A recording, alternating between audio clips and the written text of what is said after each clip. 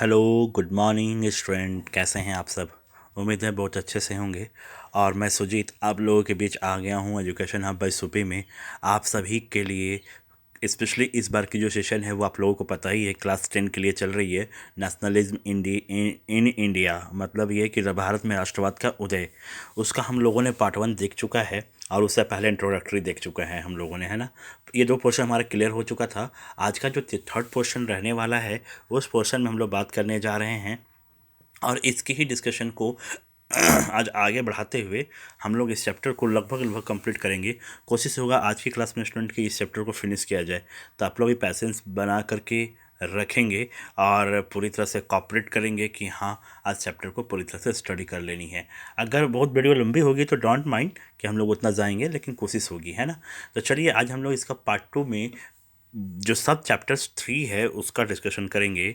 उस चैप्टर का जो सब टॉपिक्स है उसका नाम है टुवर्ड्स सिविल डिसओबीडियंस। मीन्स ये हुआ सविनय अवज्ञा की ओर। फरवरी 1922 में महात्मा गांधी ने नन कॉपरेशन को वापस लेने का डिसीजन ले लिया।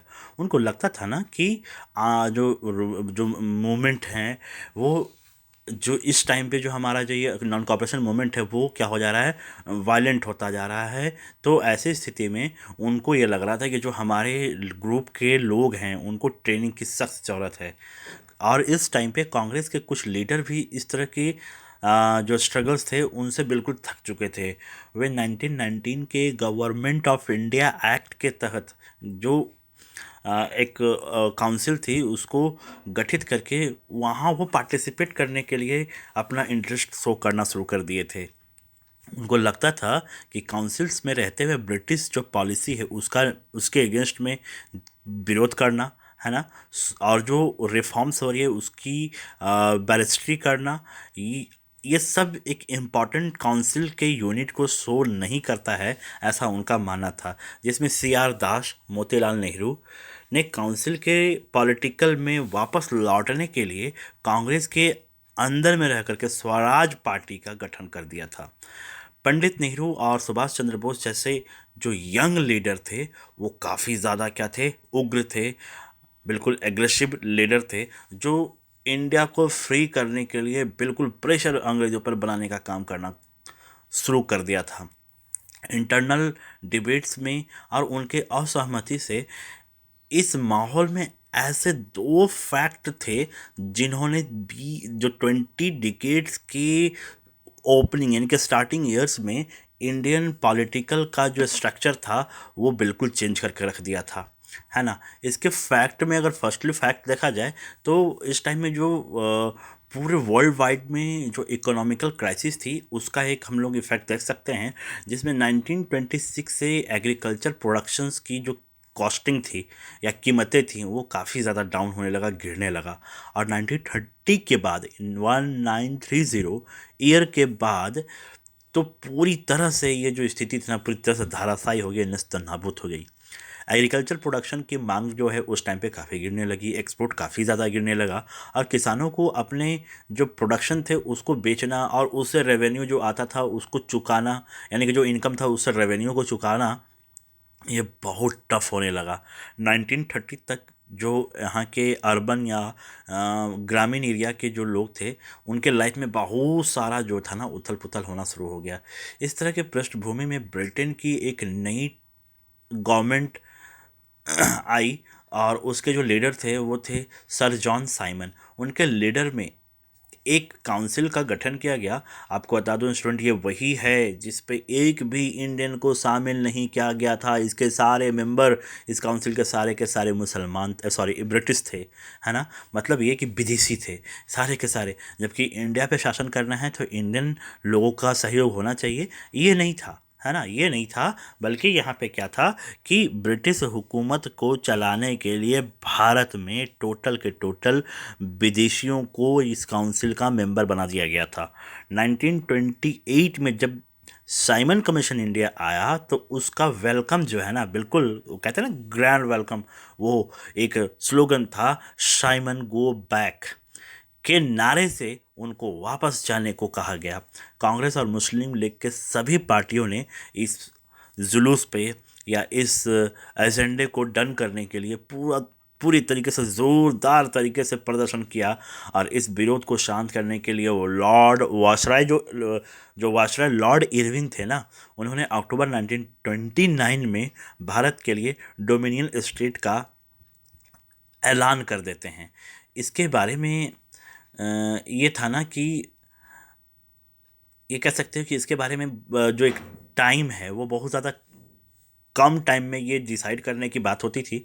उन्होंने सिर्फ इतना भी कहा था उस टाइम पे कि जो हमारा कॉन्स्टिट्यूशन है उसके बारे में चर्चा करने के लिए राउंड राउंड टेबल जो कॉन्फ्रेंस थे उसका आयोजन किया जाना चाहिए। हालांकि कांग्रेस के जो लीडर थे ये राउंड टेबल कॉन्फ्रेंस के प्रपोजल से फर्स्ट टाइम मतलब कि उनको बहुत ज़्यादा इंटरेस्ट नहीं था और उसको वो ना मतलब इग्नोर कर दिए थे।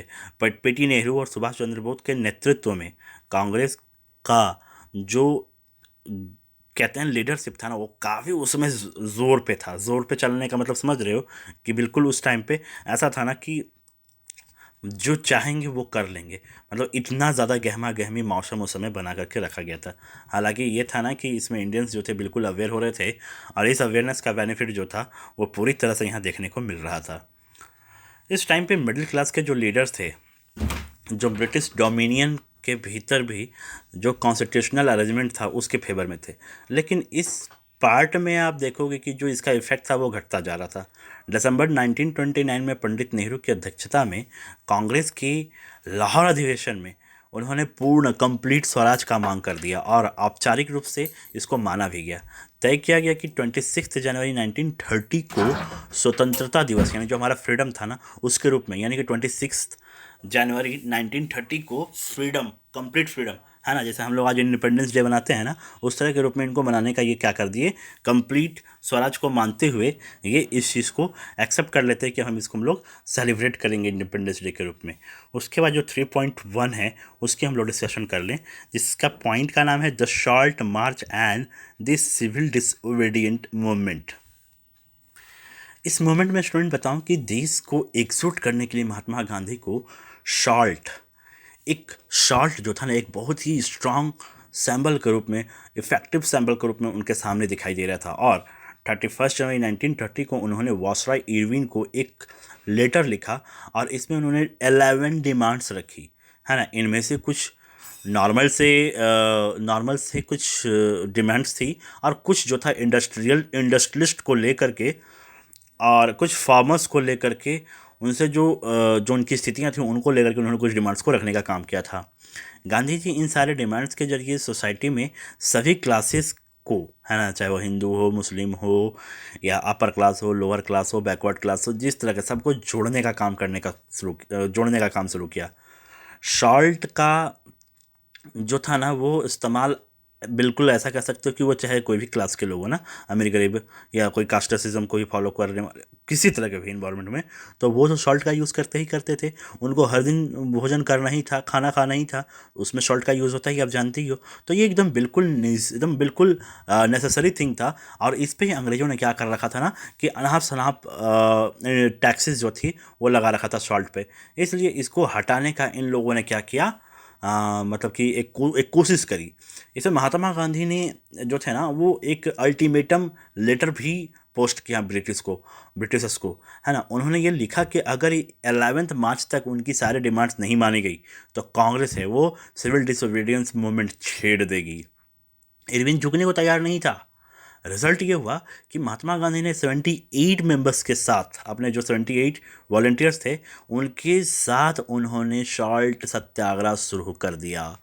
ये जो सत्याग्रह था वो आपका साबरमती, गांधी जी का जो आश्रम है ना साबरमती, वहाँ से 240 किलोमीटर दूर एक डांडी प्लेस है जो गुजरात का कस्बा इलाका में आता है, वहाँ जाके उसको फिनिश होना था। वहाँ उन्होंने 24 डेज रोज़ चल करके 10 मील्स हैं, यानी कि 24 डेज तक चल करके, यानी कि एक दिन का देखा जाए, देखो 240 किलोमीटर से 24 डेज है, यानी कि 10 माइल्स रोज़ वो तय करते थे। और जहाँ वो रुकते थे ना वहाँ पे वो ग्रुप में होकर के या लोगों के बीच में जा कर के बात करते थे, अपने कंट्री के प्रति अवेयर करते थे।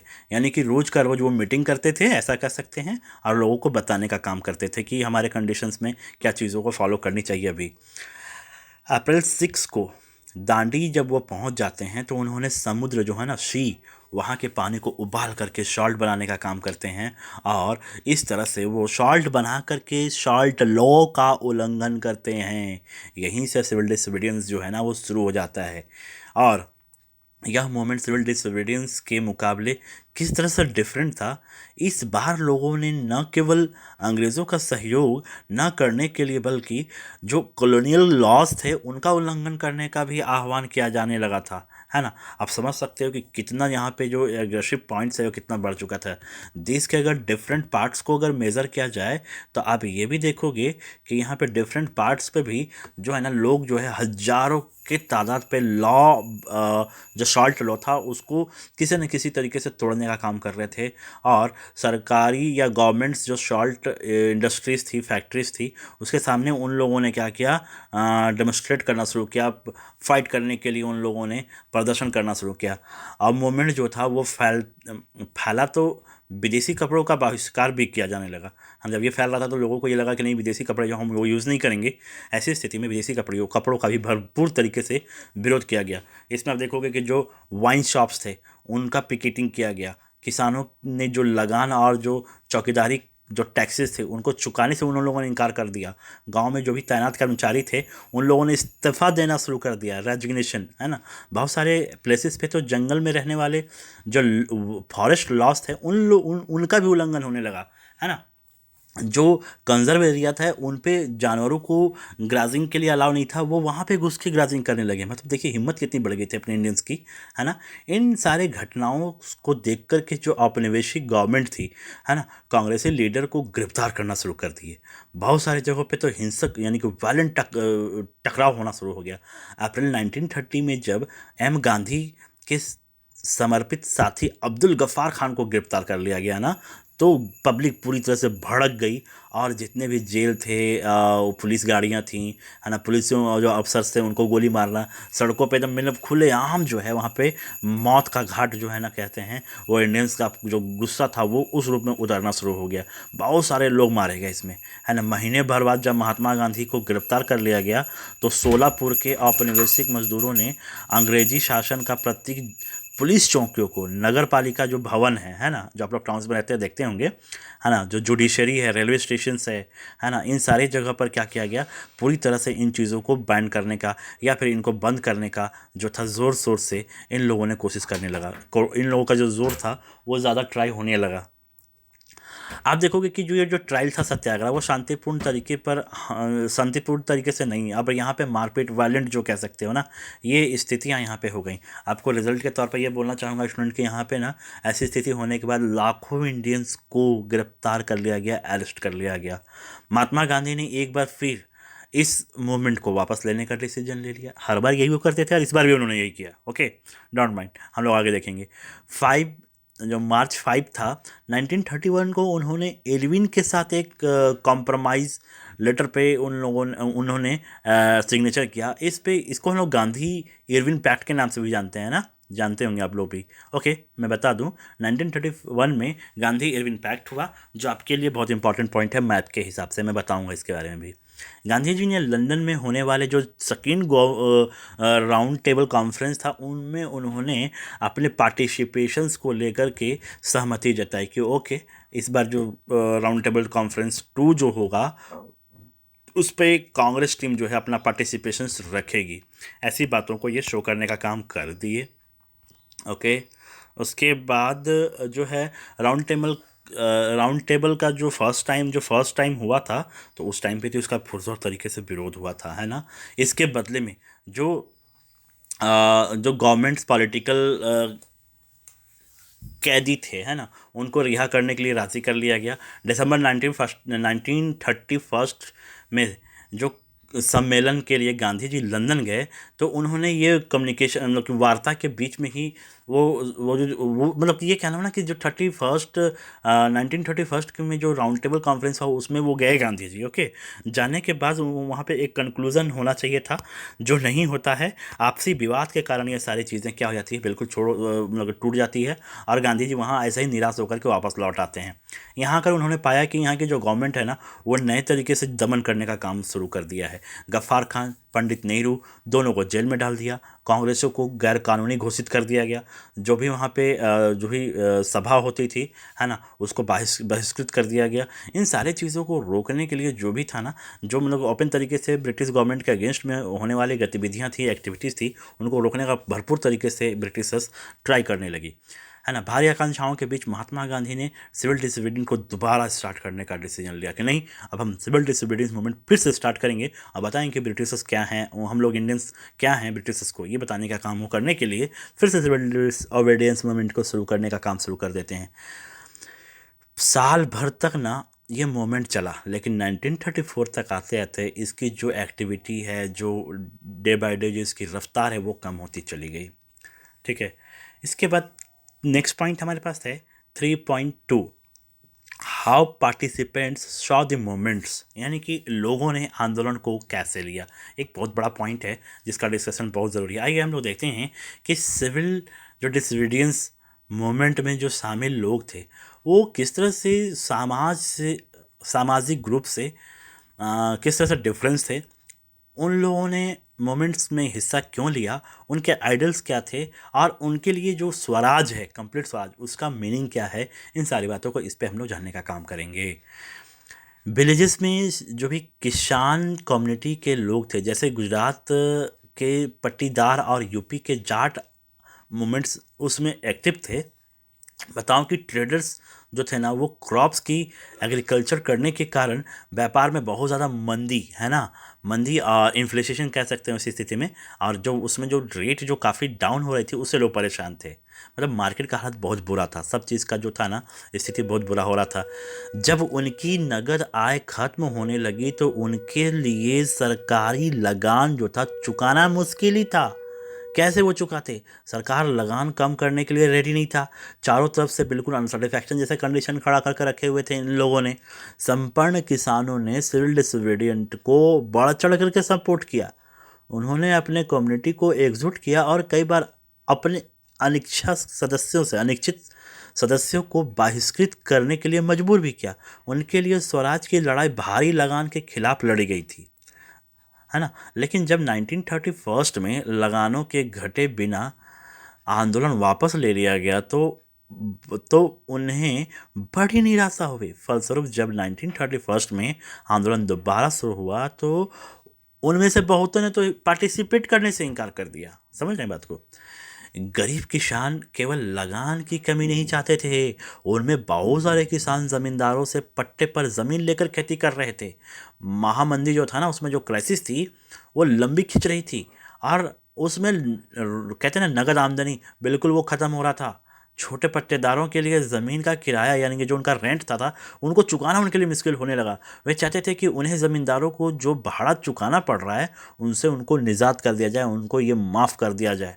इसके लिए उन्होंने कई रेडिकल आंदोलन का भी आयोजन किया, और उसका लीडरशिप और उसके जो भी उनके लीडरशिप के दौरान जो होता है, वो सारी चीज़ों को उन्होंने अपने हाथ में लिया। जो अमीर किसान थे और ज़मींदार की जो नाराज़गी थी, उनके भय से कांग्रेस जो भाड़ा विरोधी रेंट जो हो रहा था उसके अगेंस्ट में मूवमेंट के समर्थन देने में हिचकिचा रही थी। इसी कारण से गरीब जो किसान थे वो कांग्रेस के बीच के लिए एक अनिश्चित अनसेटिस्फाइड जैसे कंडीशन उनके अपने ही अपनों के बीच में ही ये कंडीशन क्रिएट होने लगी। तो देख सकते हैं कितनी बड़ी जो स्थितियां थी वो दरार का रूप धारण कर रही थी। जो यहाँ पे ट्रेडर क्लास था, उनकी सिचुएशन क्या थी, उन्होंने सिविल डिसोबीडियंट के बारे में क्या रुख अपनाया। फर्स्ट वर्ल्ड वॉर के दौरान इंडियन ट्रेडर्स जो थे, इंडस्ट्रियलिस्ट जो थे, वो किस तरह से बहुत ज़्यादा मुनाफा कमाते हैं और वो पावरफुल कम्युनिटी के रूप में सामने आते हैं। वो हम लोग तो हालांकि इसके चैप्टर 5 में आप लोगों का डिस्कस्ड है, लेकिन हल्का आप लोग का डिस्कस करेंगे, देखते हैं। अपने कारोबार को फैलाने के लिए उन्होंने ऐसी कॉलोनियल पॉलिसीज़ का विरोध किया जिनके कारण उनकी जो ट्रेड की एक्टिविटीज़ थी वो उनमें रुकावट आती थी।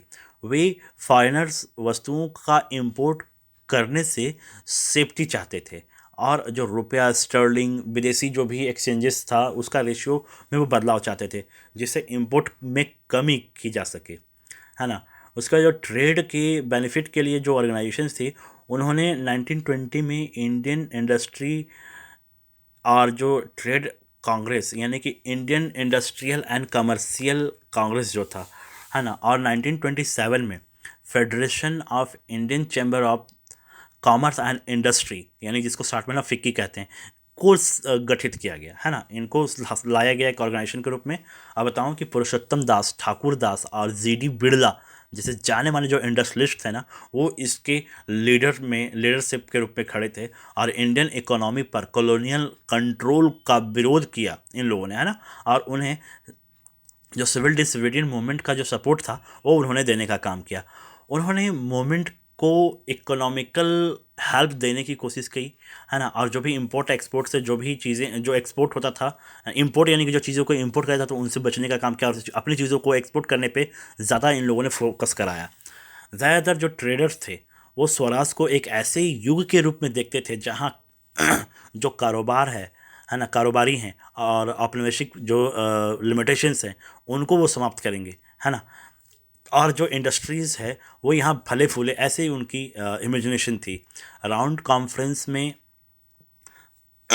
जो अनसक्सेस थी, उसके बाद जो यहाँ के ट्रेड ऑर्गेनाइजेशन थे उनमें एकदम मतलब जो उनका जो इच्छा था ना, उस पर आप देखोगे कि बहुत ज़्यादा उन पे डाउनफॉलिंग देखने को मिलेगा। उनकी जो कॉन्फिडेंस लेवल है वो गिरती हुई दिखेगी और उनकी जो उग्र गतिविधियाँ हैं, उनके फ्रस्ट्रेशन की जो एक्टिविटी है वो होने का डर यहाँ पे पैदा हो जाता है। ये लंबे टाइम से काफ़ी अशांत थे और कांग्रेस के युवा जो मेंबर्स थे वो समाजवाद में बढ़ते हुए प्रभाव से डरे हुए थे। उसके बाद इंडस्ट्रियलिस्ट जो लेबर्स थे उन लोगों ने सिविल डिसोबीडियंट मूवमेंट में नागपुर के अलावा और कहीं भी बड़ी संख्या में हिस्सा नहीं लिया। जैसे जैसे इंडस्ट्रियलिस्ट कांग्रेस के नज़दीक आ रहे थे, मजदूर क्लास जो थे ना वो कांग्रेस से दूर होते चले जा रहे थे। फिर भी कुछ मजदूरों ने सिविल डिसोबीडियंट मूवमेंट में हिस्सा लिया। उन्होंने विदेशी वस्तुओं का बहिष्कार किया।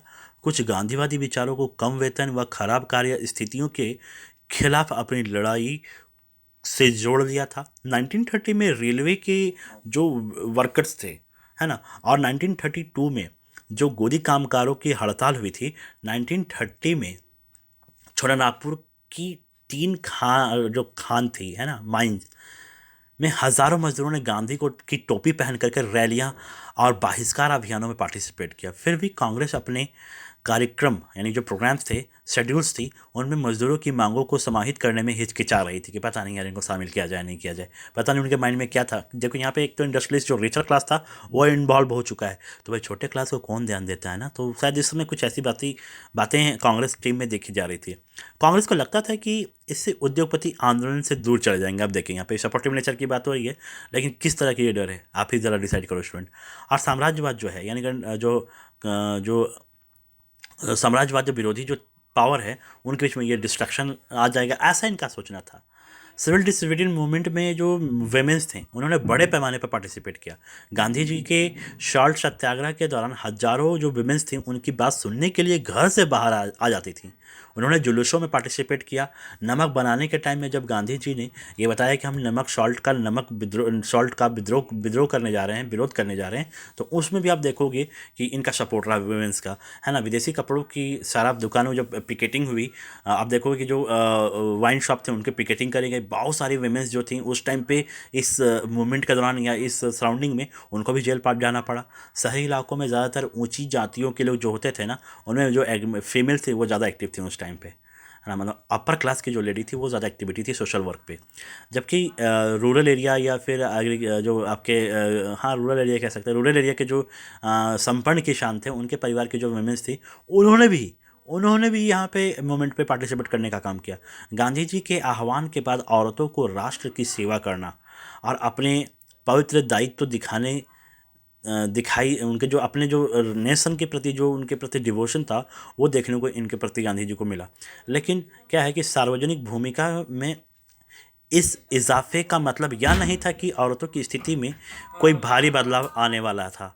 गांधी जी का मानना था कि घर चलाना, चूल्हा चौकी संभालना, अच्छी माँ और अच्छी पत्नी की भूमिका का निर्वाह करना ही एक औरत का रियल क्या है एक्शन है या परफॉर्मेंस है। ऐसा ये गांधी जी का मानना था। देखिए गांधी जी अपने मेंटालिटी से भी किस तरह की बातें सोचते थे ना, लेकिन थोड़ा सा चेंजेस आएगा देखिएगा।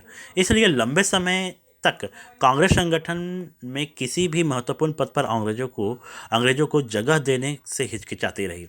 मतलब लेडीज को शामिल किया जाए नहीं किया जाए, इस बारे में उनके क्या थे, अपने ही मतलब कि अपने ही उनके विचार थे। कांग्रेस को उनके जो सैम्बल्स थी उनको उनकी दिलचस्पी उन पे देखने को मिली। ठीक है, चलिए अब नेक्स्ट पॉइंट हमारा है 3.3, the limits of civil disobedience. सभी जो सोशल क्लासेस थी स्वराज को अमूर्त अवधारणा से प्रभावित नहीं थे। ऐसे ही एक समूह राष्ट्र के अछूतों का था। वे 1930 के बाद खुद ही दलित या उत्पीड़ित कहने लगे। दलित मतलब जो बैकवर्ड क्लास के लोग थे वो अपने आप को ही दलित, अनटचेबल कंडीशन में वो अपने आप को फील करने लगे। कांग्रेस ने लंबे समय तक दलितों पर ध्यान नहीं दिया था, क्योंकि कांग्रेस रूढ़िवादी सवर्ण जो बिल्कुल गोरे हिंदू था ना, सनातन धर्मी, उनसे डरी हुई थी। लेकिन महात्मा गांधी ने ऐलान किया कि ये जो छुआछूत के या फिर अनटचेबिलिटी का जो कंडीशन है इसको खत्म किया जाए। और 100 और उन्होंने ये भी कहा कि अगर 100 साल तक अगर 100 साल तक अपनी आज़ादी को अगर पा लेना है, स्वराज को पा लेना है, तो इनको साथ लेना ही पड़ेगा, अदरवाइज हम लोग फ्री नहीं हो सकते। उन्होंने जो अनटचेबल क्लास के लोग थे उन लोगों को उन्होंने गॉड के बच्चे के रूप में उनको संबोधित किया। उन्होंने मंदिर, सार्वजनिक प्लेस जो तालाब थे, सड़क थे, कुआं थे, उन जगहों पर उनको जाने का अधिकार दिलाने का काम किया। जो गंदा ढोने का काम करते थे लोग उसको अच्छे नज़र से नहीं देखते थे। गांधी जी ने खुद भी उन्होंने गंदगी साफ, झाड़ू मारने, वॉशरूम को साफ करना, ये सारी चीज़ों को शो करने का काम किया, करने का शुरू किया। मतलब कि ये काम गांधी जी खुद करने लगे कि देखो भाई, ऐसा है, काम करने वाले लोगों को हम लोग इस नज़र से देखेंगे गलत होगा। ऐसे बातों को उन्होंने शो करने के लिए, क्लियर करने के लिए, लोगों की मेंटालिटी जो अपर क्लास के, लोअर क्लास के, जिस तरह के भी लोग थे, सब लोगों से ये कहा कि भाई अपने सोच को बदलो। आप लोग जो सोचते हो, जैसे जिस हिसाब से इनको इस हिसाब से देखते हो, इस नज़र से देखते हो, ये गलत है। अपनी मेंटालिटी चेंज करिए। डॉक्टर अंबेडकर ने 1930 में जो बैकवर्ड क्लास है, डिप्रेस्ड क्लास है ना, उसके लिए उन्होंने एक एसोसिएशन, जिसका उन्होंने डिप्रेस क्लासेस एसोसिएशन के रूप में कह सकते हैं, 1930 में डॉक्टर अंबेडकर ने गठित किया, है ना। दलित के लिए अलग निर्वाचन एरिया के सवालों पर सेकेंड राउंड टेबल कॉन्फ्रेंस में महात्मा गांधी के साथ उनका विवाद हो गया। जब ब्रिटिश सरकार ने अंबेडकर की मांग मान ली तो गांधी जी अनशन पे चले गए। उनका मत था कि दलितों के लिए अलग निर्वाचन एरिया नहीं होना चाहिए। इससे क्या होगा कि जो हमारा यूनिटी है वो भंग होगा। आखिरकार अंबेडकर ने गांधी जी की राय मान ली और सितंबर 1932 में पूना पैक्ट पर सिग्नेचर कर दिया। इससे जो भी दलित वर्ग के, जिन्हें बाद में अनुसूचित जाति, जिसको ट्राइबल्स कहते हैं ना, के नाम से जाना जाता है, को प्रांतीय और केंद्रीय विधायी परिषदों को जो रिजर्व सीट्स थी उन पे उनको एग्री करा लिया गया। फिर भी यानी कि ऐसा कर सकते हो कि जो दलित थे ना, उसमें दलितों के लिए हमारे जो अम्बेडकर थे उन्होंने जो रिजर्वेशन कोटा का जो था वो सीट कंजर्व करा लिया इन लोगों के लिए, गांधी जी से बात करके। भारत के कुछ मुस्लिम पॉलिटिकल संगठन थे जो सिविल डिसोबीडियंस के प्रति कोई खास उसके प्रति उत्साह नहीं दिखा रहे थे। Non cooperation movement non cooperation के शांत हो जाने पर मुसलमानों का एक बहुत बड़ा तबका जो था ना, कांग्रेस से कटा हुआ था। मतलब उनको ऐसा फील होता कि ये कांग्रेस से अलग हो रहा है। 1920 के डिकेड्स के मिड तक आप देखोगे कांग्रेस जो है हिंदू महासभा जैसे हिंदू धार्मिक राष्ट्रवादी संगठनों के काफ़ी करीब दिखने लगी थी। जैसे जैसे हिंदू मुस्लिम के बीच संबंध खराब होते जा रहे थे, दोनों समुदाय उग्र धार्मिक जुलूस निकालने लगे। इससे कई शहरों में हिंदू मुस्लिम सांप्रदायिक टकराव व दंगे होने लगे। हर दंगे के साथ दोनों समुदायों के बीच काफ़ी फासला बढ़ता गया। कांग्रेस और मुस्लिम लीग ने एक बार फिर से गठबंधन करने का प्रयास किया। 1927 में ऐसा लगा कि अब एकता स्थापित हो ही जाएगी, इनके बीच यूनिटी आ ही जाएगी। सबसे महत्वपूर्ण मतभेद भावी विधान सभाओं के प्रतिनिधित्व के सवाल पर था, है ना, यानी कि कौन लीडरशिप करे।